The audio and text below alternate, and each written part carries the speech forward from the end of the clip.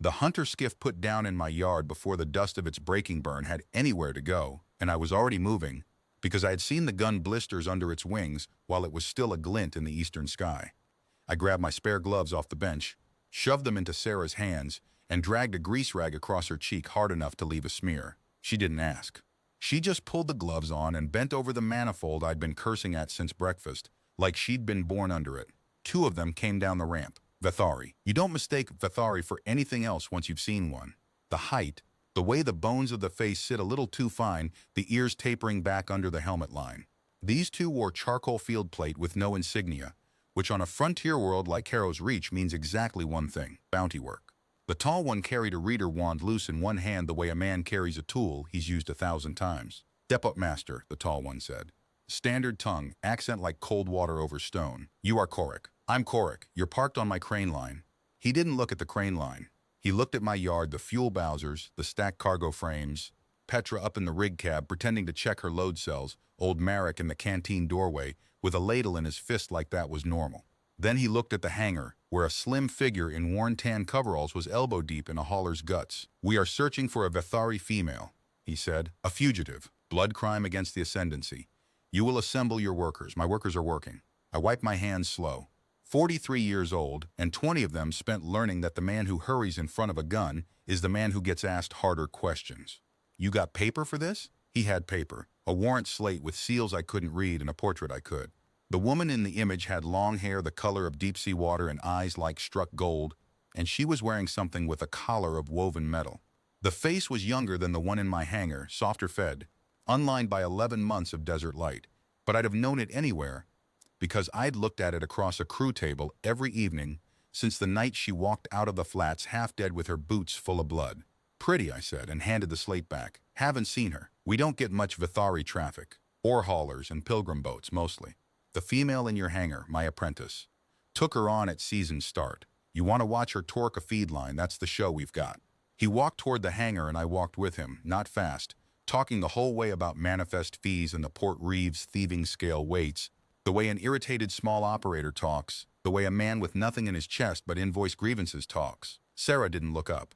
The smear of grease cut across her cheekbone and her cropped hair was stuffed under a dust scarf and the gloves hid her hands, which were the one thing about her no amount of dirt ever made ordinary. The hunter raised the wand and swept it down her back. The thing clicked, stuttered, clicked again, and my heart went through about 4 full seconds of free fall, and then it settled into the flat tone that means nothing. Here, move along. He frowned at it, shook it, the universal language of a tech you don't trust. Dust, I said. Gets in everything. I lose 2 scanners a season to it. You want to bill somebody, bill the desert. He stood there a moment longer, looking down at her bent back, and she chose that exact moment to swear at the manifold. A dockhand's oath in gutter standard, flat and bored, the kind of word no royal portrait ever learned. Then she called over her shoulder, Boss, the seal's gone on number 4. Told you it would. Add it to the list, I said. The hunter lowered the wand. They were another 20 minutes in my yard, walking the cargo frames, scanning the canteen, making Marek open every locker like an empress might be folded up behind the dry stores. Then the tall one nailed a bounty placard to my notice board with a powered staple that went through the wood like it had a grudge. 80,000 standard, alive. The portrait again, gold eyes looking out at my crew like a stranger. If she passes through, he said, the ascendancy pays. If she is found to have passed through unsaid, he let it sit. The ascendancy also pays, differently. I'll keep my eyes open, I said. Mind the crane line on your way up. The skiff lifted in its own filth and bent away north toward the port. And nobody in my yard moved until it was a glint again, and then nobody moved for a while after that either. Petra came down from the rig cab. Marek put down the ladle. Tomas, 15 years old and on my payroll because his mother washes bedding for half the settlement, stood looking at the placard with his mouth open until Petra cuffed him gently and told him to go water the condensers. Sarah came out of the hauler's shadow and pulled off the gloves, finger by finger the way she did everything, precise, contained, like waste was a sin she'd been raised out of. Under the grease and the scarf, her eyes found me, gold, wet at the edges, and absolutely steady, which is a combination I have never seen on a human face. Not once, not even at funerals. You should not have done that, she said. You're behind on the floor, I said. Sweep the hangar before the wind comes up. We'll talk after supper. Here is what I knew about her then. 11 months in, which was almost nothing and also everything that mattered. She'd come out of the deep flats on a night with both moons down, walking, which nobody does, because the deep flats kill walkers the way water kills fire. Merrick's dogs found her at the fence wire. She had a split lip, a flechette graze along one forearm gone bad with infection, boots full of blood from 40 kilometers of salt crust, and a scarf wound around her neck and shoulders that she would not let go of even half-conscious. Even when Marek tried to cut it away to check her wounds, she'd gripped his wrist with one ruined hand and said one word, no. So we'd left the scarf and treated everything else. I gave her water first. I want that on the record, whatever the record turns out to be. Before I knew anything, before names, before warrants and placards and the whole weight of what came down on us later, I knelt in the dust at my own fence line and held my canteen to a stranger's mouth because she was thirsty and I had water, and there is no part of that arithmetic a decent man gets to skip. She slept 3 days in the bunk room. On the 4th, she came out at dawn, moving like every joint had been disassembled and reassembled by an apprentice, found the broom leaning by the hangar door, and started sweeping my floor. Didn't ask, didn't announce, just swept in long, careful strokes, working the dust toward the door against the draft like she'd already studied which way my hangar breathed. You don't work here, I told her. I owe here, she said. Her standard was perfect and strange, every word set down like cutlery. I will work it off. You'll get yourself registered first. Port Reeve wants papers on anyone drawing wages. She stopped sweeping.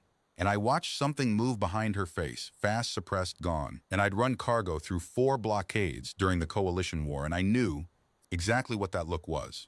That was a person hearing the word papers the way other people hear the word loaded. So I didn't ask. I went into the office, opened the crew ledger, and wrote a name into it with my own hand. Sarah Brand, Day Labor General. I picked Sarah because she'd flinched smaller at that than at the 3 other names I'd floated past her at supper, and Brand because it was my mother's name and nobody on Caro's reach would question it sitting in my book. I showed her the line. She read it for a long time, longer than 9 letters needs. This says I am someone, she said. Says your crew, I said. Around here, that's the same thing. I will tell you what 80,000 standard does to a settlement like ours, because it isn't what you'd think, or it wasn't at first. It sat on my notice board through supper that night like a coal in dry grass. My crew ate Marek's bean stew and didn't look at it, which is how you could tell every one of them was thinking about it, and Sarah ate at her usual place at the table's end, and the silence got so loud that finally Petra, who once broke a crane thief's collarbone with a torque bar and has never apologized to anyone in living memory, put down her spoon. Anyone here planning to be rich, she said, should know I keep a list. Nobody's planning anything, I said. I'm just saying, it's a short list. There's room on it. Tomas laughed too loud and too quick. Marek said something in his pit mining dialect that I've never gotten translated and probably shouldn't.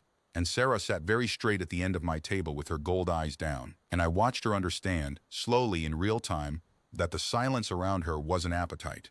It was a wall, and they were building it with her inside. After supper, she came to the office anyway, the way I'd known she would, with her bedroll already strapped and her boots already on. I will be gone by the 2nd moon, she said. If they return and find me, everything you have built here burns. I have seen what they do. I will not watch it done to this place. That portrait, I said, blood crime against the ascendancy. That true? It is what the warrant says. That's not what I asked. She stood in my doorway with the lamp catching the gold of her eyes, and for the first time in 11 months I watched her decide to give me a piece of the truth. The crime they hunt me for, she said, is being alive. I committed it the night my mother's house burned. I have committed it every day since. I am sorry, Dane. They will not stop, and they will not be careful who is standing near me when they finish it. You're on my ledger, I said. Dane, you're on my ledger. I tapped the book, same line, her name in my handwriting, 11 months faded. Crew doesn't walk into the flats at night. Crew sleeps in the bunk room and sweeps the hangar in the morning. That's the whole contract. You signed it the day you picked up my broom. Her jaw set. Her eyes were wet and level all at once again, that impossible combination, and her hand on the doorframe gripped down until the wood spoke. Whatever she was about to say, she folded it away unsaid, and she went back to the bunk room, and her bedroll went back under her cot. I'd like to say I slept the sleep of a man who'd done a simple right thing. I lay awake instead, listening to the wind work the hangar seams, doing freight math with numbers I didn't have. 2 hunters with a warrant meant more behind them. A placard with that kind of payout meant the buyer wasn't done spending. And a young woman who said the night my mother's house burned in a voice flat as the salt flats themselves. That meant the thing hunting her had already shown its whole hand once, somewhere, to someone and hadn't minded the cost. What I didn't know was that the trouble had already started walking toward us, and not from the desert. Because while my crew was eating stew and building their wall, Hollis Crane, cargo broker, fee skimmer, the kind of man who shakes your hand and counts his fingers after, had stood at my notice board in the dusk a long, quiet while. And when he walked back to his ground car, the placard wasn't on the board anymore. It was folded in four, riding next to his heart like a love letter, 80,000 standard warm against his chest all the way home. Hollis came out to the depot 2 days later with a contract he didn't need to deliver in person and questions he had no business asking. I watched him work the yard like a man pricing it. He admired Petra's rig until she climbed down and stood next to it with her arms crossed. He sampled Marek's coffee and asked who did our books. And then at the office door, with the contract signed and no further reason on earth to be standing in my shade, he looked over at the hangar where Sarah was running an inventory count and said, "That your Vethari girl. Funny thing, a Vethari way out here. They mostly keep to the core worlds, don't they?" "She's crew," I said. "Registered crew, I'd guess. Reeves' office being so particular." He smiled with the front of his face. "What did you say her name was?" "I didn't." "No," he said pleasantly. "You didn't." And he got in his ground car and drove back toward the settlement with his dust hanging in my gate a long time after, the way some men's dust does. Petra came and stood by me. "He pulled the placard off the board," she said. "Night it went up, Tomas saw him." "I know. You want me to go have a conversation with him?" "I'm told I'm memorable." "I want you to finish loading the Aldery run," I said. "And I want everybody walking in pairs for a while." That was the season the depot got quietly strange, and I'll testify under any oath you like that the strangeness was the best of us. Nobody said anything. That was the rule nobody spoke and everybody kept. But Marek started setting Sarah's plate first at supper, which in Marek's church is a cathedral wedding. Petra rebuilt the bunkroom door, and if the new one happened to be 3-centimeter hull plate with an inside bar, well, the old one had been drafty. Tomas taught Sarah to whistle the Down Valley cattle call that every Caro kid knows, so that, he said this with a 15-year-old's tactical solemnity, she'd sound local if anyone heard her before they saw her. She practiced it while she swept. She was terrible at it. She practiced anyway every morning, broom and whistle, until the dogs came to her without being called, and she earned "I want that understood." None of what came later was charity, not 1 gram of it. The 4th week she'd been with us, she had found an error in a transfer manifest, a misplaced decimal in a hazard class that would have cost me a 9,000 standard fine and my hauling certificate if the Reeves inspector had caught it loaded. She'd flagged it like it was nothing. "Boss, this is wrong. It says here this cargo is allowed. It is not." After that I gave her the books 1 ledger at a time, and she ran them the way she ran the broom. Complete, silent, no praise sought. The depot's margins came up 4 points in her first season.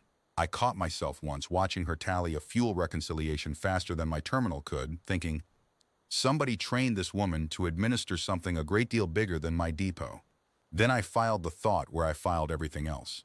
Not asked. Not my floor to sweep. Constable Reyes drove out from the settlement the following week, parked where he always parked, and accepted Marek's coffee, which is how you know a visit is unofficial. He was 60, sun-cured, and the only law within 400 kilometers, and he laid a copy of the bounty placard on my office desk face up, which was its own kind of sentence.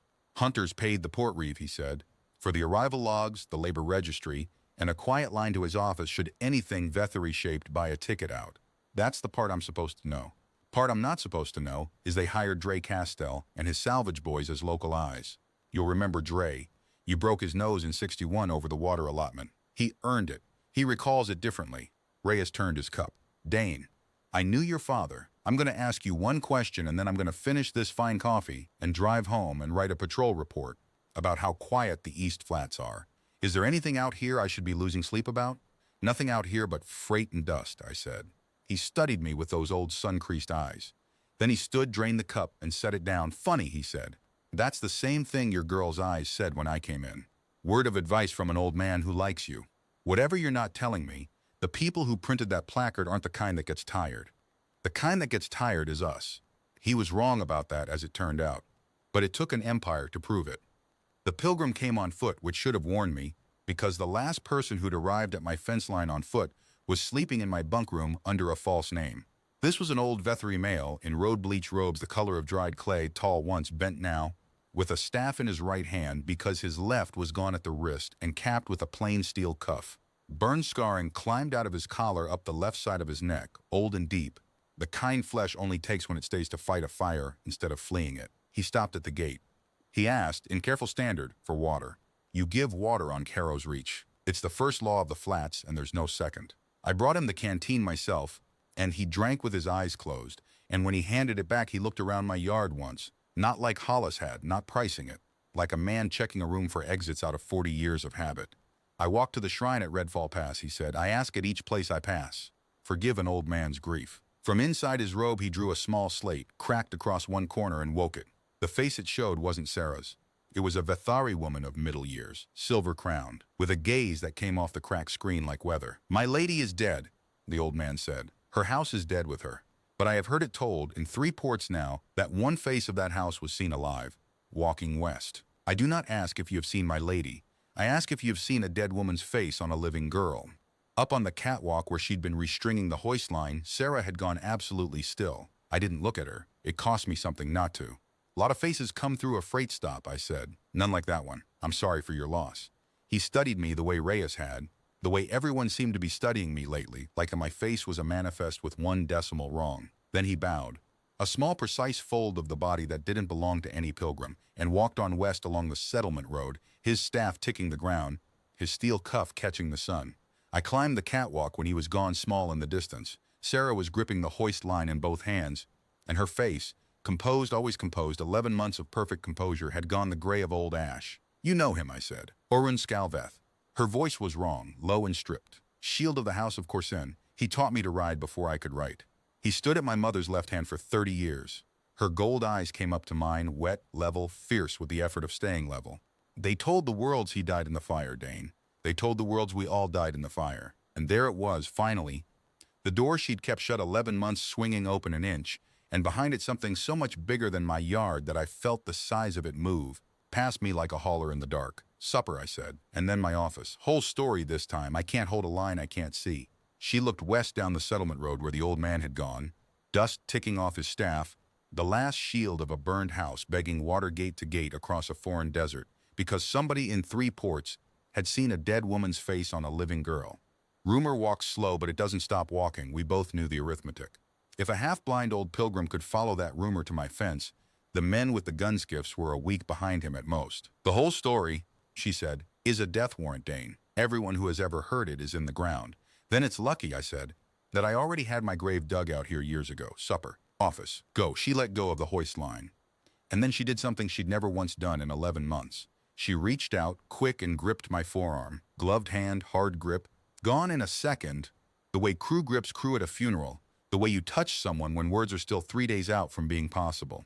Then she went down the ladder and across the yard, and I stood on my catwalk in the late light, watching the empty West Road, doing the freight math again.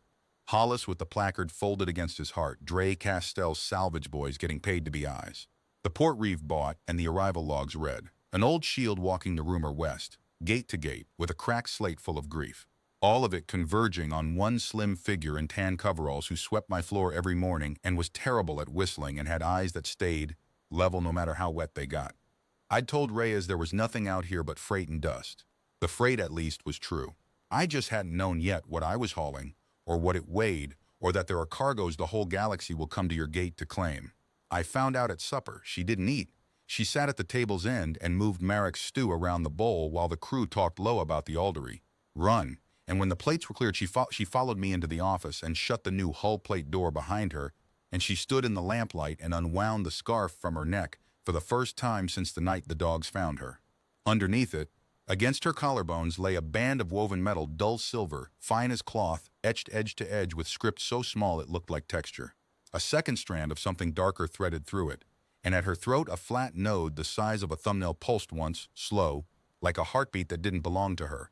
It is called a veil piece, she said. It dampens what their wands look for. Blood signature, the marker every member of an ascendant house carries in the bone. Her hand came up and touched the node, and her mouth went briefly crooked. It was made for my mother, so that she could walk her own streets unannounced. She put it on me the night the burning started. It was the last thing her hands ever did. Start at the front, I said. So she did, standing, the whole time standing, her spine straight as a crane mast, her voice level the way ground is level after something heavy has rolled over every inch of it. My name is Vera Thessa Corsen. The name came out of her in 3 careful pieces, like cargo she hadn't been allowed to set down in a year. My mother was Athen Corsen, 12th Empress of the Vethari Ascendancy, sovereign of the 100 anchorages. I am her only child. By blood law and oath law and every law my people have ever cut into stone, I am the heir. The lamp hissed. Out in the yard, one of the dogs shook itself, collar tags ringing. I stood with my hip against my own desk in my own office that smelled of grease, solvent and ledger paper, and an umpire walked in and stood quietly among the invoices. "The portrait on the placard," I said, "was taken at my investiture 4 years ago." She didn't blink. "The woman who issued that warrant is my aunt, Malis, my mother's younger sister. Regent now, regent, because even she has not yet dared put on the crown itself, because the crown answers to blood, and the blood it answers to is mine." Her hands found each other and held on. "There was a sickness," they announced. "The Empress, taken suddenly. Then there was a fire in the succession house, terrible, accidental, while the household slept. 140 people, Dane. My mother's physicians, her scribes, her shields, her cooks, children of her staff. Everyone who might have witnessed, everyone who might have testified, everyone who loved us. The official mourning lists me among the dead. My aunt wears gray for me at the turning of every season. I am told it is very moving. And the hunters carry a warrant that says blood crime. The warrant cannot say what I am," she said. "If the warrant said the air lives, the 100 anchorages would hear it, and Oathlaw would wake, and my aunt's regency would stand on sand. So the warrant says a fugitive of the dead house, wanted for the fire itself. They hunt me with my own family's funeral." For 1 second the level went out of her voice, one single degraded second, and came back. "She burned my mother's house and signed my name to the smoke. Oren." She closed her eyes briefly. He held a corridor with one hand already gone. He put me in a wastewater culvert and told me to count to 500 and then swim, and he turned around and walked back into the fire so that the men hunting me would find someone worth fighting. I heard him. She stopped, rebuilt the sentence. "I did the counting. I did the swimming. I have been doing it ever since. 11 ports, 4 names, 3 years. Then a freight crash, then your desert, then your fence wire, then your canteen." Her eyes opened. "Then a man who wrote me a name in his ledger and never once asked me to pay for it with the truth. And the truth is the heir to 100 anchorages has been balancing my fuel reconciliations.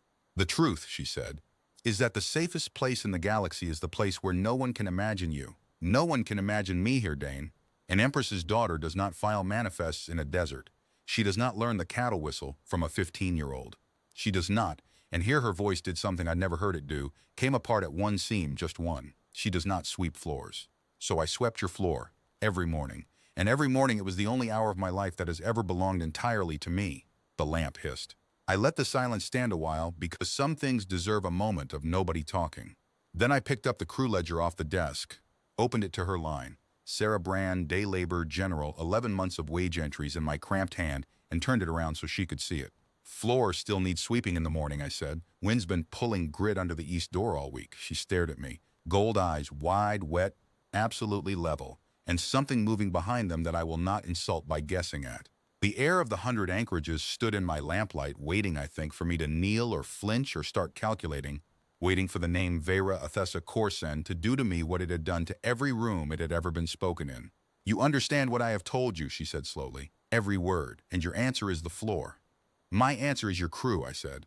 "Same as you were at supper. The name in my book hasn't changed, and neither has the work. The rest of it, the aunt, the warrant, the 100 whatever the heirs, that's cargo.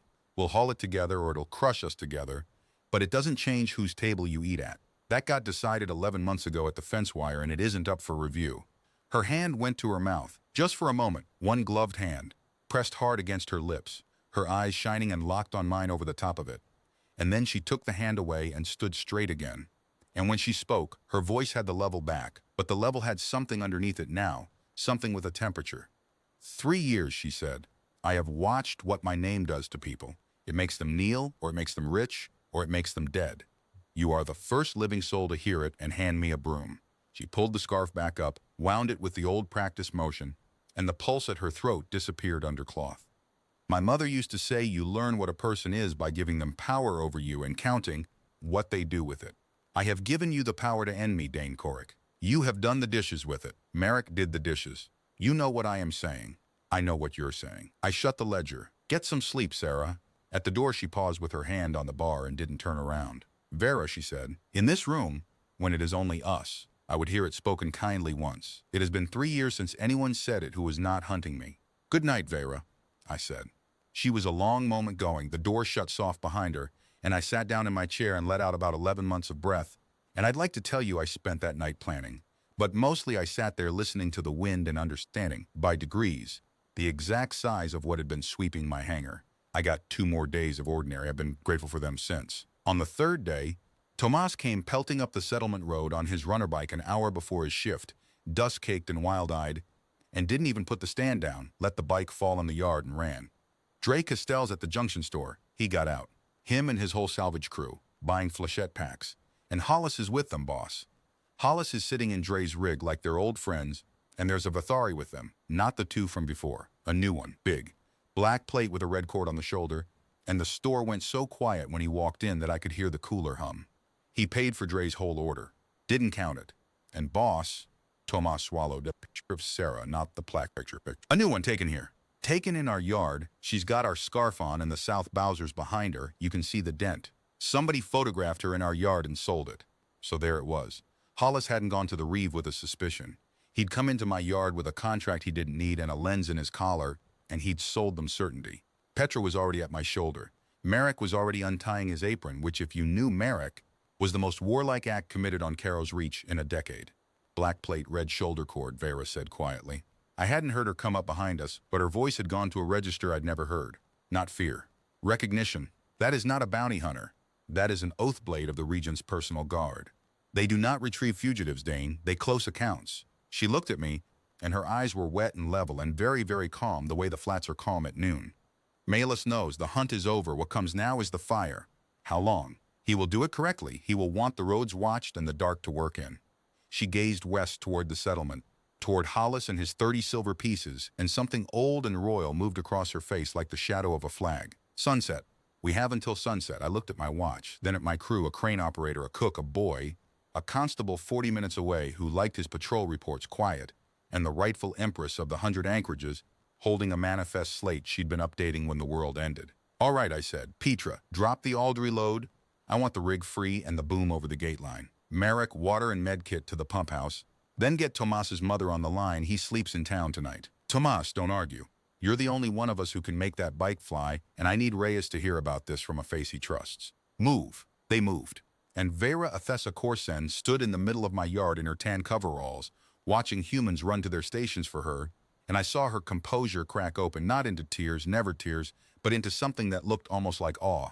You are not going to give me to them, she said. Not a question, a discovery. Cruise crew, I said. Get the ledgers into the safe.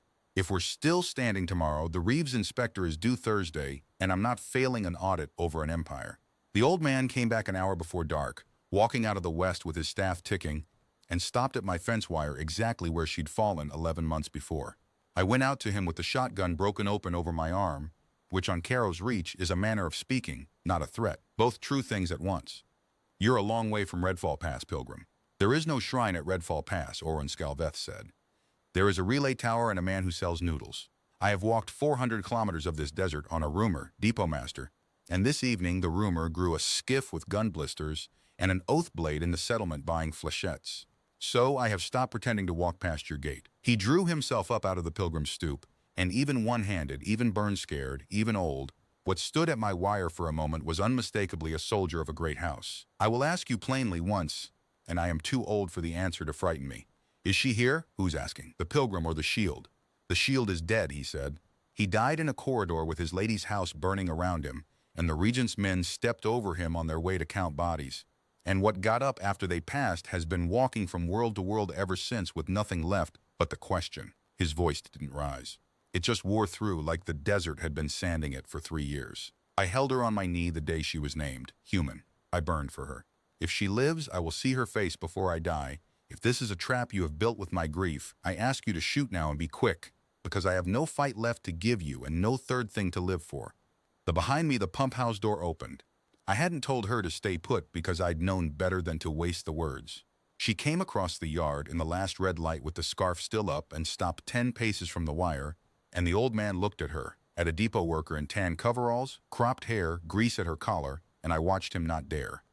3 years of rumor, 400 kilometers, and at the end of it he stood at the wire and did not dare to hope, because hope had cost him too much already at every gate before mine. Then she pulled the scarf down and said, "In Vethari," something I'd learned the meaning of much later. The greeting in air gives a shield at morning inspection. The most ordinary sentence in the world, the sentence she must have said to him 10,000 times across a childhood, and the staff fell out of his hand. He went down, not a bow. His legs just gave, and he knelt in my yard dust with his one hand pressed flat to the ground, And this man who had walked through fire and grief and 400 kilometers of salt desert wept like the desert weeps, silent, no motion, just water finding old channels in stone. And Vera Athesa Corson crossed the wire line, knelt down in the dust in front of him, took his ruined hand in both of hers, and pressed her brow to his steel-capped wrist. "You counted," he managed. "Tell me you counted to 500. "I counted to 500, she said, "and then I swam." "You held the corridor, Orun." "It held. Everything after it, every breath I've taken since, is the corridor still holding." I gave them their time. There's a kind of arithmetic between people that no third party gets to audit. But the sun was going, and Dre Castell's rigs were somewhere west of us with their lights off, so after a while I picked up the old man's staff and helped Petra get him inside the wire, and we fed him, because Merrick refuses to let anyone face death unstewed. It was full dark when Orun put down the bowl and gave us, flat and professional, the bad news we'd bought along with him. "Oathblade Rozek Vorn," he said. "I knew him before. He commanded the Empress's own honor guard. Third rotation, he stood post outside the room where this one was born." A nod at Vera. "After the fire, he gave Mael his blade oath. Some of us did not understand it. Some of us did. The regent holds his brother's children at court, and they are healthy and schooled, and very politely, never out of her sight." The old man's face said what he thought of it, and also what it cost a man. "He will come at the late dark with Castell's locals pushed in front, because locals, deniable. He has authority to leave no account open. That means her. It also means everyone she has touched. How many? His own, 6, perhaps 8. Castell's, whatever a flechette pack and a promise buys on this world. 12, I said, maybe 14. Dre doesn't have friends, he has debts." Petra cracked her knuckles. "And we are 4, plus an old soldier with one hand. And Reyes if Tomas got through, which is one more 60 years old." I looked around my canteen table, lamplight on tired faces. "I want to say it plain once. That gate will hold against salvage boys. It will not hold against an ascendancy oathblade with a writ to burn the account. Anyone who wants to be elsewhere tonight, this is the hour, and there's no shame riding with you. You all have lives." "This is my life," Merrick said. "I cook here." Petra just looked at me, the way she'd looked at the crane thief, and didn't dignify it. And Vera stood up at the end of the table. "No," she said. "No, this is not. Dane, this is not yours to vote on. They are coming for me. There is a skiff lane east through the flats. I can draw them. Into the flats at night." I said, "Where you'll do what? Exactly outrun a gun skiff on foot for the second time in your life. You got the whole speech about the ledger twice already. I'm not giving it a third time. It loses its shine. They will kill you." Her voice cracked the seam again, wider this time. "Do you understand? You have seen the placard. You have not seen what I have seen. They killed my mother's cooks, Dane, her cooks, for the crime of proximity. And you are asking me to stand behind your gate and watch this family." She stopped herself hard, both hands flat on my table, knuckles pale, and the word she'd used stood in the room with us all anyway, enormous and undeleted. "Family." It was Orun who answered her, in standard, deliberately, so we'd all hear it. "Highness," he said, first time the word had ever been spoken in my canteen, and it came off him like a sword coming out of a sheath after 3 years. "Your mother once stood in a burning succession house and was offered a window in a fast ship. She sent her shields to carry her people out instead and stayed to be seen doing it. You have her face. The desert has been kind enough to give you her choice as well, and I am old and I would watch you make it." The quiet after that had weight. "There is a third way," Vera said at last, slowly, like she was reading it off the inside of her own skull. "Not the gate, not the flats." She looked up, and the gold of her eyes in the lamplight had gone from wet to something else. Something that made the canteen feel briefly too small to hold what was sitting in it. "Orun, Rozek Vorn gave his oath to a regent, but he gave his first oath, his blood oath, to the crown of Corson, to my mother, to the line." Her hand rose and touched the veil piece through the scarf. "Oath law is older than Malus. It is older than the anchorages.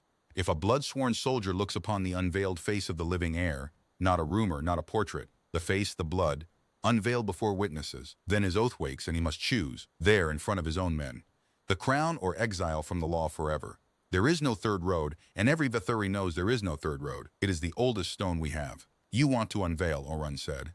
His scarred face had gone very still. 11 months this thing at your throat has kept you breathing. You want to take it off in front of his guns. I want to take it off in front of his men." She straightened, and right there, between the stew pot and my invoice files, I watched a depot clerk leave a body and an empress arrive in it. The coveralls didn't change. Everything else did. 12 of them, 14, they are not all bought or run. They are afraid. My aunt rules with hostages and arson because fear is what she has instead of blood right. So I will give them the one thing fear has never once survived. The crooked smile came, brief, and it was her mother's smile off the cracked slate. I'd have sworn it. Proof of life. And if Vorn's oath is dead in him, Oron said quietly, if the Regent's hostages weigh more than the old stone, you will be standing unveiled in open ground, and one flechette closes every account at once. Yes, she said simply. That is what the word unveiled means. I'd been quiet through all of it, because it wasn't my law and it wasn't my throat. But it was my yard, and there's a thing 20 years of hauling teaches you about cargo, which is that the load shifts at the worst moment, every time, and you rig for the shift or you die of optimism. Then we rig for it, I said. They all looked at me. You'll get your unveiling, and it'll be law perfect, witnesses and all. But it happens in my yard, on my ground, under Petra's boom at first light, not in their dark. We make Vorn come to us. We make him bring his men inside the wire, where they can all see your face plain in the morning sun. And from the second that scarf comes down, every gun I own is pointed at the one man whose oath we already know is rotten. I looked at Oron. Castell's boys won't shoot first without Vorn's order. Whose finger do we actually have to beat? For the first time since he'd fallen down kneeling in my dust, the old shield smiled. It was not a pilgrim's smile. Keswick, he said. Vorn's second. Regent's creature, womb to tomb, she placed him there to watch Vorn watch us. If the oath wakes in Vorn, Keswick's orders will be already written. He flexed his one hand. Beat that finger, depot master, and you may just live to fail your Thursday audit. So we sat in my canteen until the late hours, an empress and a shield and a cook and a crane operator and me, and we planned the morning the way you'd plan a heavy lift. Load path, failure points. Who stands where when the rigging sings? Outside, somewhere west, Rozek Vorn's skiff sat dark on the flats, waiting for a dawn none of us were going to give him on his terms. The last thing, before we broke to our stations, was small, and I want it remembered. Vera stopped at the canteen door, scarf up, Empress packed away again under the tan coveralls, and looked back at the four of us clearing cups and checking loads. Whatever the morning is, she said, I have had a year no member of my house has had in 9 generations. I knew the price of it when I picked up the broom. I want you to know I would pay it again. Then she went to the bunk room, and I locked the gate, and the long night got to work on all of us. The dogs went up at 2:30 moonset, all 3 at once, full cry, facing the north fence. And the north fence was the one thing we'd argued about in the planning, because the floodlights only threw so far, and the old culvert out that way gave cover to anything patient enough to crawl. Castell's boys, it turned out, were exactly that patient. The first incendiary came over the wire, while the dogs were still drawing breath for the second bark, hit the gravel 2 meters short of the south fuel Bowser, and turned a circle of my yard the size of a supper table into burning jelly. The second one hit the Bowser. I'd had Merrick foam the Bowser jackets at sundown. That one decision is why I'm alive to be telling this, so what should have been a crater was instead a sheet of fire crawling the foam skin, looking for a way in. Petra was out of the bunk room before I was, dragging the hose cart one-handed. Vera was out before either of us, which we argued about later, and she won, because it was her name the fire had come for, and she'd be damned, she said, if she'd watch it eat the depot from a window the way she'd watched once before from a culvert. We fought it together in the dark with the dogs raging. Foam line on the Bowser, hand pump on the gravel fire, Merrick up on the canteen roof with wet sacking, beating out embers like a man killing snakes, and out of the dark north of the wire, slow and unhurried, somebody began firing flechettes into the light. Not at anyone, at first. Into the fire glow, into the work. Hurting shots, and right there I understood it wasn't a burn raid at all. They wanted us flushed and bunched and lit up. They wanted her visible. 80,000 Standard, alive, and Dre Castell had heard somewhere that the Dawn Party wasn't planning to pay out the locals, so the locals had decided to collect early, before the professionals arrived to close every account, including theirs. Lights, I shouted, and Tomas, who was supposed to be in town, who I would shout at for the next 3 days about that and be privately grateful for the rest of my life, hit the master and killed every flood in the yard. The fire still glowed, but the hurting shots went blind, and the next flechette burst went high and wide, and in the sudden dark I heard Petra grunt, short, annoyed, the sound she makes when a load shifts, and keep pumping. A graze, along the top of the shoulder, through jacket and skin, and nothing that mattered, she said. She said it pumping. We dressed it pumping. That's Petra. It was over inside the half hour. The fire died on the foam like it had been promised better. The dark stayed dark. The dogs wound down to a low, ugly muttering, and whoever had been north of the wire pulled back to wherever patient men wait. They'd lost the snatch the second the lights went out, and they knew it. Castell hadn't lived this long being brave with his own skin. I found Vera at the fence wire. She was standing at the gate with her bedroll on her back, hand on the latch. Looking north into the dark, she'd come out of 11 months before, scarf up, perfectly still. And I want to be honest about this part because the honest version matters more than the tidy one. She wasn't crying, and she wasn't dramatic, and she wasn't asking to be stopped. She was doing freight math. One person out the gate northward, and the depot's account closes. Petra's shoulder was the first blood anyone had shed for her on Caro's reach, and she had decided, with the same precision she brought to my ledgers, that it would be the last. The plan's at dawn, I said. You're early. The plan was made before they were shooting at your crew. Flechettes are why we made the plan. I came up beside her, easy, no grab. The way you come up on a spooked animal or a soldier on a wire. You walk north tonight, you don't even buy us safety. You know that better than I do. Vorn comes at dawn anyway, finds the prize gone, and burns the account out of pure professional thoroughness. That's the Regent's writ. No loose ends, you told me so yourself across my own supper table. The only version where this depot sees Thursday is the version where Oath Law wakes in that yard and 14 guns watch an empire change hands. You're not the risk, Vera. You're the load-bearing wall. You don't get to walk out of the building. Her hand stayed on the latch a long moment. North wind off the flats, smell of foam and scorched gravel.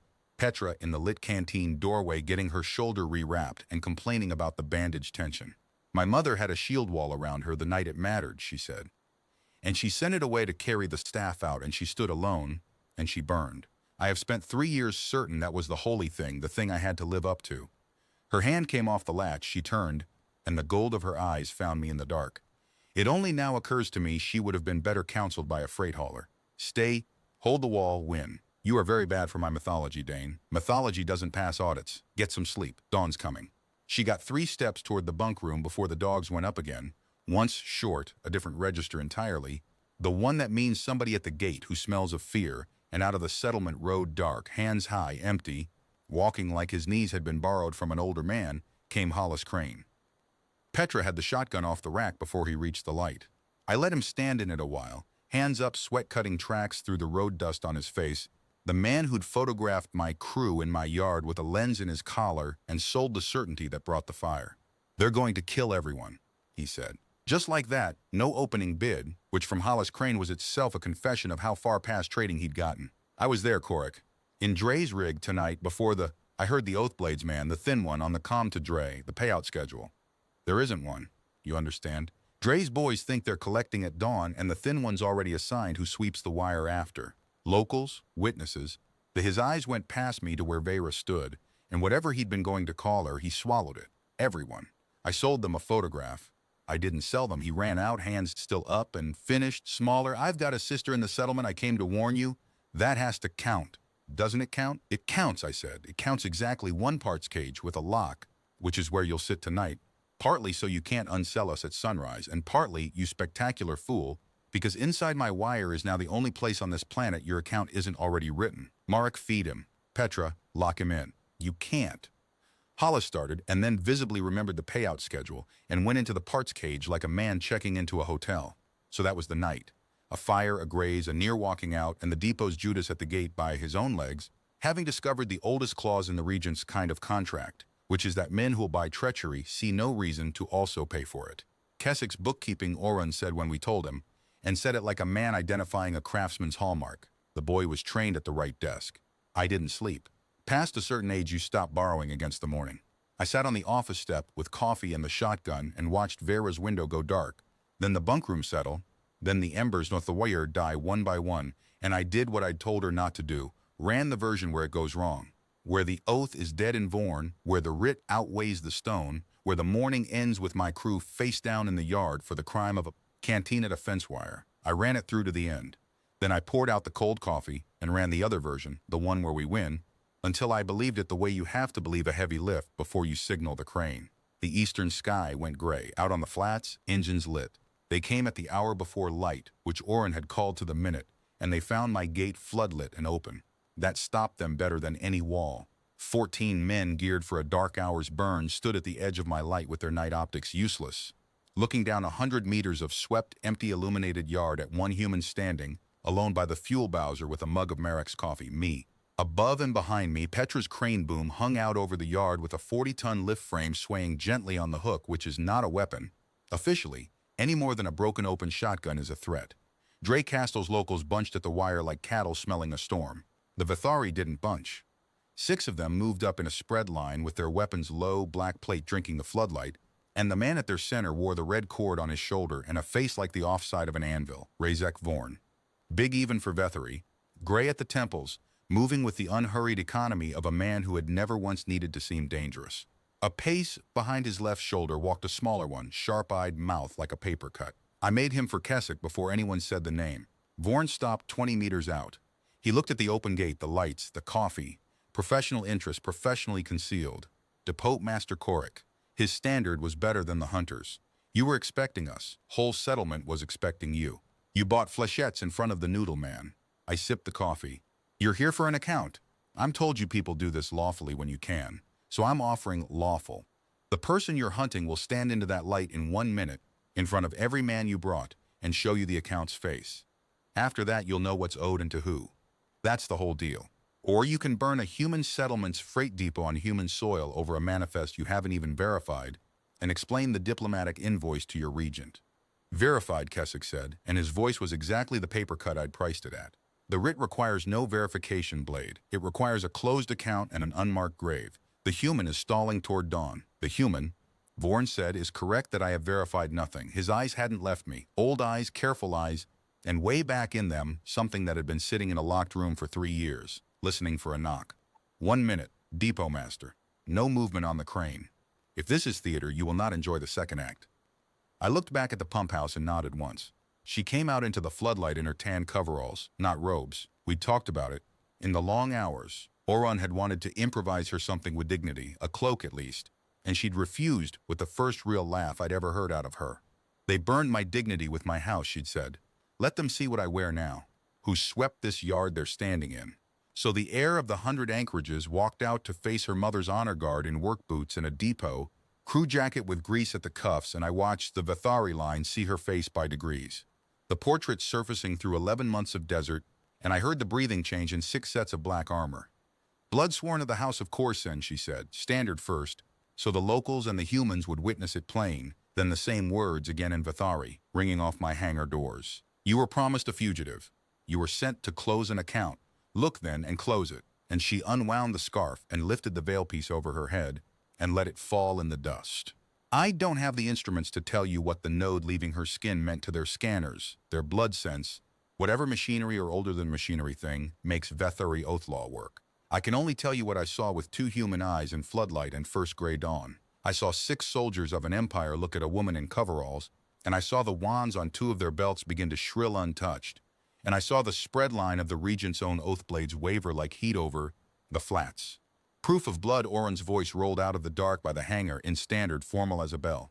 He stepped into the light, leaning on his staff, robe squared away, steel cuff shining, and whatever he was saying next he said in high Vethari, and I only learned the shape of it afterward. I, Oren Skalveth, shield of the house, sworn before the burning and living after it, witnessed this face, this blood, this air. Oath law is woken. Choose it's a veil trick, Keswick said. Fast, too fast, and in standard, which was its own confession. He wasn't arguing law to the soldiers. He was selling story to the locals. A surgical ghost. The regent warned of pretenders. Blade, the writ, anticipates exactly this. Be silent, Vorn said. He came forward. Alone, slow, weapon still low in its sling, and the closer he came, the older his face got, and he stopped 1 pace from her and looked down at the face I'd looked at across a crew table for 11 months. The face he'd stood post outside the berth of. Highness, he said. The word came up out of him like something hauled off a seabed. 3 years I have told myself the fire took you because the alternative was that I knelt to the woman who said it. I gave Malus my blade because she holds my brother's children in her care. His jaw moved on the word care like it had broken teeth. Oath law gives me crown or exile. It says nothing of their lives. So before this yard and your shield and your humans I ask the heir, openly, as a soldier may. What does the crown say to a man whose family is already hostage? The whole yard balanced on it. 14 guns, 1 crane, an empire. The crown says it knows the arithmetic of burning houses better than any soul alive, Vera said. Clear carrying, no tremor in it anywhere. The crown says your brother's children are subjects of my law from this breath forward, and the regent holds them now as my hostages against her conduct. And if 1 hair on them is touched, there is no anchorage, no station, no rock she can stand on that I will not come to. And the crown says this, Razek Vorn, last of all. Her voice dropped, and somehow dropped was louder. I spent a year in this yard as no one. These humans had nothing to gain from me and a placard's fortune to gain by selling me, and they fed me and named me. And tonight they stood between me and your guns for a wage of nothing.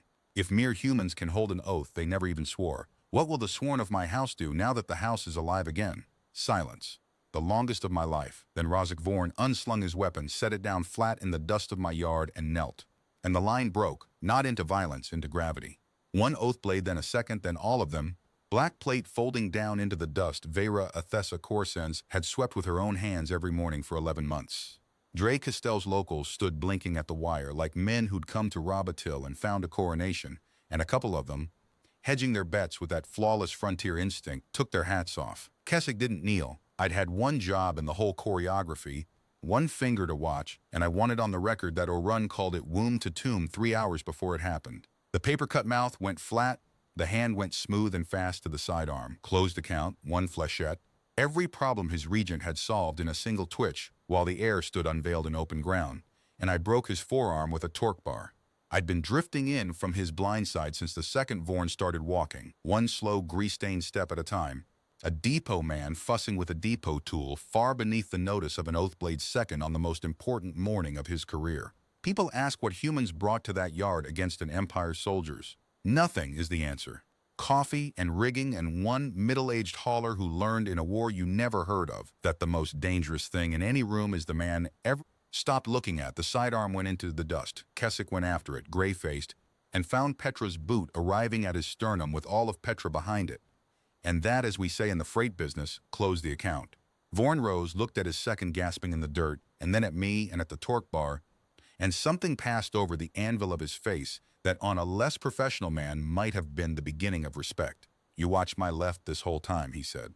You hire crew, I said. You check their references. His were rotten. His were the regents.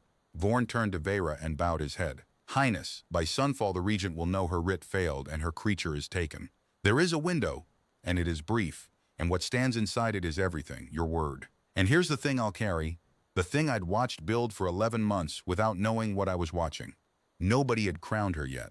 She stood in a depot yard in work boots with the dawn coming up red over the flats, dust on her knees, her dead mother's veil piece lying at her feet like a shed skin, and every armored thing in that yard was already moving on her word, because some people are load-bearing, and the universe finds it out about them eventually, and the only ones who'd known at first were a cook, a crane operator, a kid, an old man, and me. She looked at the kneeling line, then at the placard still stapled to my notice board, her own face offering 80,000 standard to anyone with a flexible spine. My word, she said, is that someone bring me that placard. My aunt put a price on the wrong year of my life, and I find I owe a great many debts at this depot, and an empress pays what she owes. We begin with the floor I leave unswept tomorrow. Then, Blade Vorn, we go home, and we open every account she thought was closed. The first hour after an empire kneels to you is, I can now report, mostly logistics. Keswick went into restraints, and then into the custody of his own former subordinates, who handled him with a courtesy so absolute it would have frightened me more than shouting. Castell's locals were disarmed at the wire by Vorn's people, photographed, and sent home on foot, 14 kilometers of morning to think it over, which on Caro's reach is considered a fair and traditional sentence. Dre himself had not, it turned out, attended his own operation. Patient men rarely do. Merrick made breakfast for 200% more soldiers than the depot had ever held, and the honor guard of the Vithari Ascendancy ate bean stew standing up in my yard, and several of them, I noticed, went back for more. Then there was the matter of the parts cage. They brought Hollis out blinking into the morning, and the yard went quiet in a way I didn't like. Black armored soldiers who had just remembered they'd been brought across half a galaxy by a photograph this man took. Vorn looked at him the way you look at a strip bolt. O'Run looked at him the way the desert looks at everything. And Hollis stood in the middle of it, gray, swaying slightly, a small-time broker who had wandered into Oathlaw the way a lizard wanders onto a landing pad, and Vera came across the yard with the placard from my notice board in her hand. You photographed me at my work, she said. You sold my face to the people who burned my family. Last night you walked here through the dark, against your own skin's arithmetic, to warn the people you'd sold. I have been every one of those transactions, Hollis Crane. Hunted, sold, and worn too late. So I will tell you what they weigh. She held up the placard, her own younger face staring out of it. On my worlds, what you did first is dying, and what you did second is the only reason I am not letting my worlds have you. She turned to where Ray stood by his ground car. He'd arrived 20 minutes after it was over, with the sirens off, in the manner of frontier law everywhere, and handed him the placard like a writ. He is yours, Constable. Human soil, human crime, human law. I ask only that his testimony be taken in full. He heard the Regent's man order the deaths of human witnesses on a human world. My aunt's bookkeeping has finally happened somewhere with subpoenas. Reyes took Hollis by the arm. To his lasting credit as the only law within 400 kilometers, all he said was, "Son, you're going to want to talk fast and spell the names right." And then she did the thing the settlement still talks about, the thing that I suspect will outlive every official act of her reign on this particular planet. She looked at the placard one more time, 80,000 standard alive, and said, "This bounty was lawfully posted by the sitting regent of the ascendancy, and it has been collected. The fugitive was found. I require the treasury to honor it." Vorn's brow did something minute. "Highness, found by whom? Merrick's dogs," said the Empress of the 100 Anchorages, in front of her kneeling an hour Ago honor guard with her chin perfectly level. "At the fence wire, 11 months ago. The claim is theirs. Pay it to their household." Which is how a depot cook on Caro's Reach came to hold what remains, I believe, the largest dog handling fee in the recorded history of two civilizations, and why there is a brass plaque on my old canteen wall to this day, with 3 dogs' names on it and the words "for services to the crown." The regent's answer arrived before noon. Not ships, a transmission, relayed in from the system's edge, Regent Seal, eyes only for the Oathblade Rozek Vorn, who took one look at the header and had it thrown raw onto the open channel in front of everyone, which told Malus more about how her morning had gone than any report. Her voice was beautiful. I want that noted, because nobody warns you about that part. Cultured, warm, weary with reasonable grief. The voice of a woman holding a fractured realm together while a desert-mad pretender wearing a surgical ghost's face seduced her own honor guard. She offered Vorn restoration. She offered the Anchorage Lord's continuity. For the human depot keeper, mentioned almost as an afterthought, with a small sad laugh at the strangeness of the times, she offered an annuity that would have bought Caro's Reach entire, for the inconvenience, and a quiet life, and no further part in matters too large for him. The yard looked at me, all of it, 200 soldiers, an old shield, and Empress. "Tell her my floor's swept," I said. "She'll work out what it costs." It became, I'm told, a saying in the fleet within the month. Bethuri humor is a slow, dry, sand-bearing thing, and "tell her the floor is swept" apparently struck some chord in it that linguists on both sides have since written papers about. At the time, I just meant it plainly. The one thing she had to sell was the idea that everything has a price, and the whole reason her warrant had died in my yard at dawn was that she'd priced the wrong year of the wrong woman's life among the wrong species. The transmission ended without a reply being sent. None was the reply. A run found me at the fuel bowser afterward, while the yard sorted itself into the new world. He stood beside me a while in the companionable silence of old men at fences, watching Vera move through her soldiers, learning their names, I realized after a moment. All of them. The way she'd learned the manifests. 40 years I served her mother, he said at last. I knew the daughter as a child, quick, proud, kind in the way of children who are watched too much, which is to say carefully. Then 3 years of fire and running, and I confess to you, human, the man who walked your desert was afraid of what he would find at the end of the rumor. Hunted things go hard. They learn the arithmetic of survival, and they unlearn everything else. He turned his head, and the old eyes in the burn-scarred face were wet and entirely level, and I finally saw where she'd gotten the trick of it. Instead, I find this. She judges a traitor and spares him without going soft. She pays an empire's debt to a cook's dogs. She answers a regent's silver with a swept floor. That is not survival arithmetic, Depot Master. Somebody retaught her what things cost while no one in the galaxy was watching. I have given some thought to the invoice. She did the work, I said. I just kept the books open. Yes, Orin said, in the tone of a man declining to argue with the last honest fool on a small red world, and went to stand his post. What happens after an empire kneels in your yard is paperwork. Nobody tells you that part. Vorn's signal went out within the hour, proof of life, witnessed under oath law by a shield of the house and a blade of the honor guard. Blood confirmed the moment the veil piece came off, and every ascendancy sensor in the system suddenly noticed what had been balancing my fuel ledgers. By noon, there were 3 ships in orbit that hadn't been there at dawn. By the second day, there were 30, and Constable Reyes had driven out, parked where he always parked, looked up at the lights crossing the sky like a slow blizzard, accepted Merrick's coffee, and said, "Quiet East Flats." Like I wrote in the report, they were loyalist ships, Oron explained, or more precisely, they were arithmetic ships, captains and anchorage lords who had bent to Malus because a dead air left no other stone to stand on, discovering at relay speed that the stone was alive and the Regency was, as Vera had put it, standing on sand. The rumor that had walked gate to gate at an old man's pace now moved at the speed of panic. 3 anchorages declared for the air the first night, 9 more by the third morning.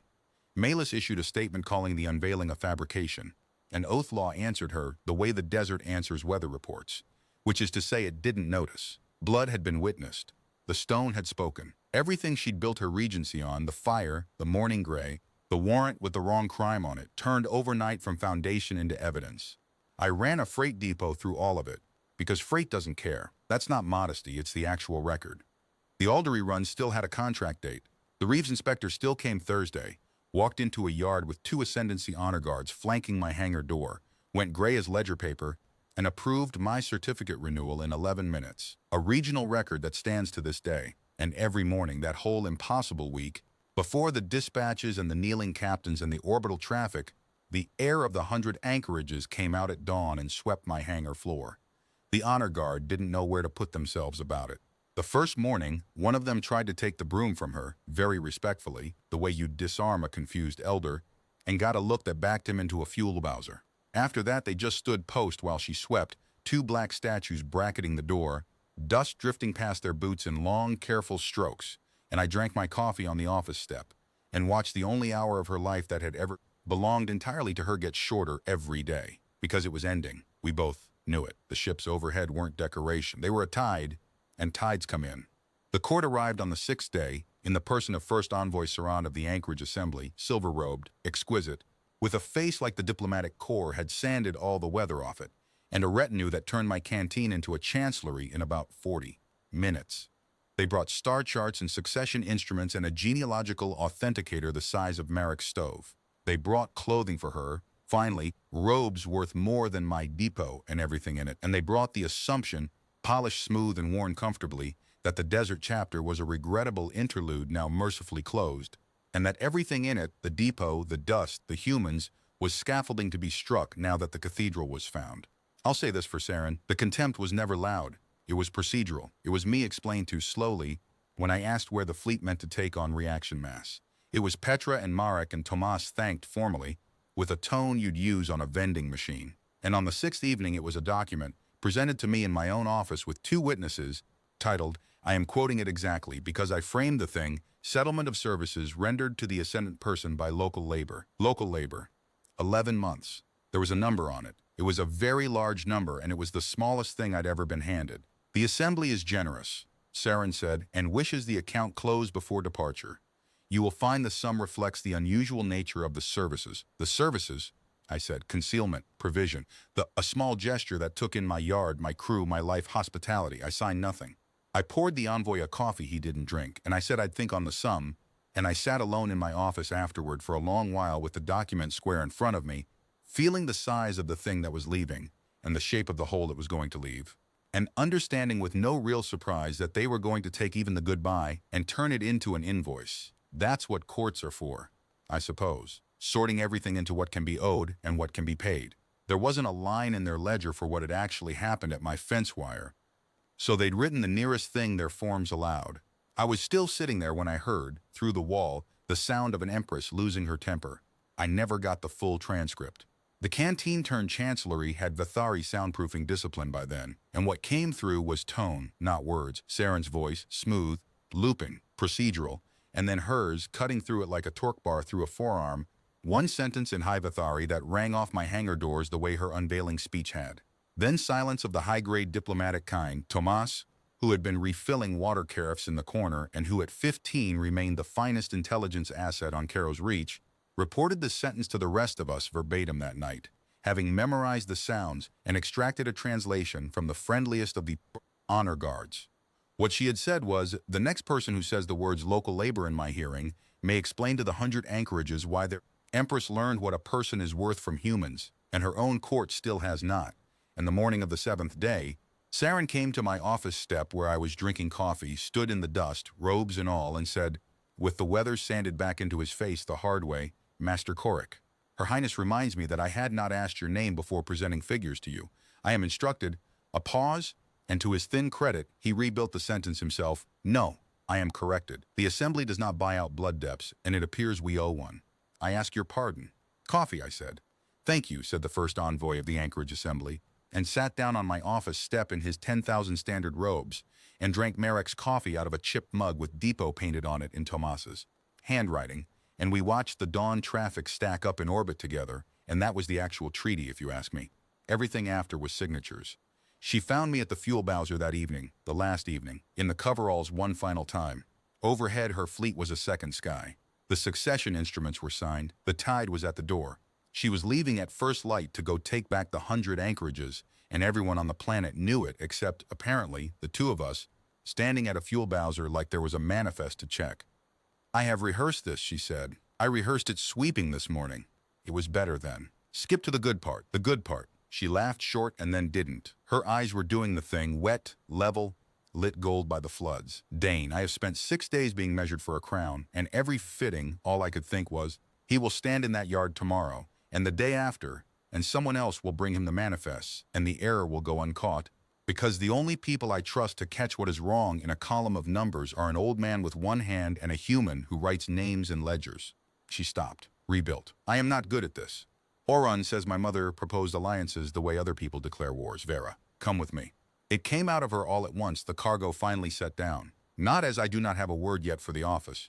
The court will choke on every word I try. Let them. Come as what you have been since the fence wire. The person who hands me the truth with no bow attached. The anchorages are a depot, Dane, 100 of them, the biggest freight operation in the galaxy, run for 3 years by an arsonist. And I am going to need one man in the room whose first question is, where the reaction mass comes from, and whose ledger I have seen with my own eyes." She ran out of air and stood there, air of everything, asking, "And the part you rehearse sweeping," I said, "that the whole of it?" The gold eyes held mine. A long time the floods hummed. Out past the wire, the desert went on being the desert, the way it had the night she walked out of it into my life. "No," she said quietly, "it is not the whole of it. You know it is not the whole of it. But the whole of it is not a thing I will say, standing next to 80,000 liters of fuel with your crane. Operator pretending not to watch us from the rig cab. The whole of it," Dane Corrick I intend to say slowly. "Over years. In better rooms than this one." The crooked smile, her mother's smile. "I am told empresses may schedule such things." Petra's voice floated down from the rig cab, magnificently unashamed. "He says yes, Your Highness. He's just slow. He took 2 seasons to buy the new compressor." "I'm consulting," I called up with my crew. "Crew says yes," Marek said from the canteen door. "Yes," said Thomas from on top of the water condenser, where he had no possible business being. And so it was settled the way everything at Gray Line Depot had ever been settled. Over the objections of nobody, at the end of a working day, with the whole crew shamelessly in the rigging. I looked at her, and she looked at me, and neither of us said the whole of it, because she was right. "Some cargo you haul slowly or not at all. I'll need Thursday," I said. "The inspector's coming back about the East Door permit. First light Friday," said the Empress of the 100 anchorages, and not 1 hour later, and she walked back across the yard she'd swept 400 times, past 2 honor guards who had finally learned to leave the broom alone, and I stood at the bowser doing the only freight math that ever mattered, which is, what do you keep, what do you carry, and what do you owe? Thursday I passed the East Door permit inspection. Signed the depot over to Petra on a 5-year operating share with Marek and Tomas written into the profits, and packed 20 years of my life into one duffel and a tool roll. It took less time than the inspection. A man my age should probably be unsettled by how little of his life turns out to need boxes. I found I wasn't. The things I was taking didn't pack. Reyes drove out at sunset to return a socket set he'd borrowed in '59, which was the worst cover story of his long career, and stood with me at the wire watching the shuttles drop and rise. "Quiet East Flats," he said, "like you wrote in the report. I'm retiring in the spring, you know. 40 years, and one thing that'll outlive every report I ever filed is that I'm the constable from the world where it happened." He turned the socket set over in his hands. "She really sweep your floors?" "That part true, the way the settlement tells it. Every morning. She was particular about the East Door. Draft pulls the grit under." The old constable laughed, shook his head, shook my hand. "Empires," he said, in the tone he used for weather and other things beyond the law's jurisdiction, and drove home through the dust. Friday came up clean and read the way only a Caro Dawn does, and my yard, which 11 days before had held 14 guns and a bounty, now held the formed honor guard of the Vetheri Ascendancy. 200 soldiers in black ceremonial plate, ranked each side of a path from my hangar door to the shuttle ramp, standards up, the morning light coming off them like off water. Past the wire, half the settlement had driven out to stand on their vehicles and watch. Saren had a protocol formed up. Vorn had the perimeter, or run, in the restored colors of a shield of the house, stood at the ramp with his staff and his steel cuff shining, 20 years younger than the pilgrim who'd begged water at my gate. I came out of my office in my one good shirt, with my duffel and my tool roll, and locked the door behind me and gave Petra the keys, and the keys were the only hard part. She took them the way she takes everything, like a load reading. Then she pulled me into a hug that realigned my spine and said into my ear, "The compressor, Dane. 2 seasons. Don't you do that to her? And let me go before either of us had to have a feeling in front of 200 soldiers. Vera came across the yard. They dressed her at last. Not the court robes Saren's people had brought. Those had gone back into their cases unworn. She wore the formal blacks of the House of Corsen, severe and unjeweled, her mother's line's colors, and over them, at the collar, where by every law of protocol some ancient order's chain should have sat, she had pinned a flat brass tag stamped with a single word. It took me until she was close to read it, and then it took me a moment to be able to look anywhere else. The tag said Greyline. It was Tomas's handwriting punched into it. Crew tag. We'd issued her one her first season, the way we issue everyone one, for the laundry mostly. She stopped in front of me with 200 soldiers and an envoy and a settlement watching, and what she did next she did slowly, deliberately, in the manner of a woman who had learned from her mother that a sovereign's gestures are legislation. She held out her hand for my tool roll, and when I gave it to her, what do? You give it to her. The Empress of the 100 Anchorages slung a depot man's tools over her own shoulder in front of her whole assembled guard and took my hand in hers and turned to face her people so that nobody between my hangar and her shuttle could mistake what they were being shown or who had been chosen in the seeing. This man, she said, and her voice went out over the ranks and the wire and the parked vehicles into the great red morning, fed me when I was no one, named me when my name was a death sentence, stood between me and the writ when standing earned him a grave. The Anchorages will hear it said that humans are a small people, far away, of little weight. Her hand tightened on mine. Let them look on what their empress leans on and weigh again. He stays at my side. Honor him as you honor me, for you would have neither of us without him. And the formed guard of the Vethari ascendancy, 200 soldiers of an empire 9 generations, deep standards and plate and all that morning light, went down into the dust of my depot yard in one movement, like a wave dropping, and knelt to a freight hauler in his one good shirt. I've faced down a few things in my time. Blockades, dust winters, the Reeves audits.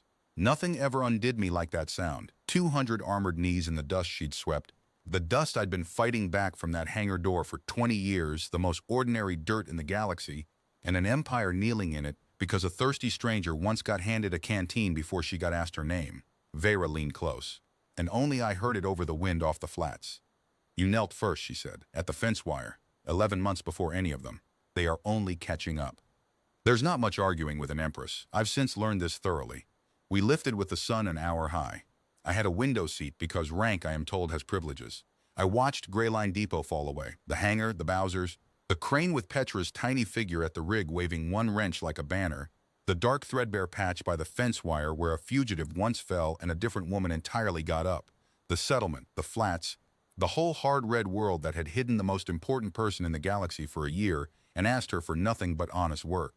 Then cloud, then black, then her fleet folding around us like a closing hand, pointed home toward 100 anchorages and an aunt whose accounts were all about to be opened in front of everyone. That fight came in its season. The regent's reckoning, the hostages brought safely out. Vorn's brother's children sat at my own table the night they were freed and ate like Tomas. The court reformed slowly, anchorage by anchorage, with a great deal of resistance and one envoy of all people swinging the heaviest procedural hammer in our favor. Saren and I drink coffee on a balcony most weeks now. He's never once said local labor again. Some treaties hold. But that's all another story, and longer, and other people were the heroes of most of it. The story that was mine ends where it started, with a floor. Our first morning on her flagship, I woke early, depot hours die hard, and went looking for coffee through corridors built like cathedrals, and I got lost. And somewhere amidships I found her. The Empress of the 100 Anchorages in plain blacks, alone in a service bay at dawn watch, with a maintenance broom she'd liberated from a very alarmed deck crew sweeping. I stood in the hatchway a while. She knew I was there. She finished the row anyway, working the dust toward the door against the draft. Long, careful strokes, the only hour that had ever belonged entirely to her, now hers forever, carried out of the desert like the one thing the fire never got. The floor is clean, Dane Corrick, she said without turning around, and I could hear the crooked smile in it. Come home. So I did. I picked up the second broom. She'd liberated too. She denies this. The deck crew's logs support me, and we swept a warship service bay together. While her empire slept, the hauler and the Empress, crew tag at her collar, dust in the morning light. She swept my floors for a year, and I never once asked who she was, because it never once mattered. I figure I've got the rest of my life to keep not asking, in better rooms than mine, beside the only sovereign in 9 generations who knows exactly what a person is worth. The pay's the same as it always was. Water when you're thirsty, a name in the book, a place at the table. Around here, that's the same thing as everything.